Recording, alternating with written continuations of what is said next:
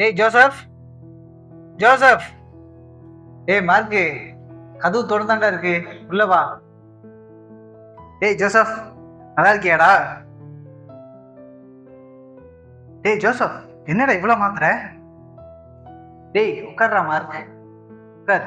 சரிடா ஜோசப், நான் சாட்சி சொன்னால எனக்கு உடம்பு சரியில்லைன்னு. ஆமா, ஆண்டவர் சுகம் கொடுத்தாலும் தானே சொன்னேன்.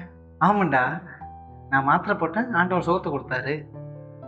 டேய், தேவன் சுகம் தந்தா அதுதான் தெய்வீக சுகம்டா. மாத்திரையில் வர்றது தேவன் தந்த சுகம் கிடையாது.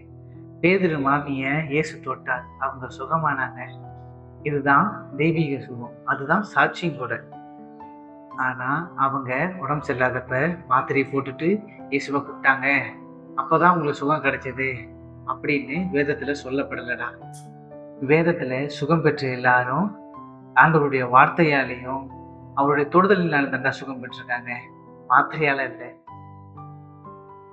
உன்னை குணமாக்கும் கர்த்தர் நானே என்ற வார்த்தையின்படி வியாதிப்பட்டிருக்கிறவர்கள் இதை பார்ப்பார்களே, ஆனால் உம்முடைய தழும்புள்ள கரம் அவர்களை குணமாக்க வேண்டும் என்று ஜெபிக்கிறோம். கர்த்தாவே, என்னை குணமாக்கும், அப்பொழுது குணமாவேன் என்று விசுவாசத்தோடு சொல்லுகிற ஒவ்வொருவரும் குணப்படுவார்களாக. இயேசுவின் மூலமாய் வேண்டி ஜெபிக்கிறோம் எங்கள் நல்ல பிதாவே. ஆமென்.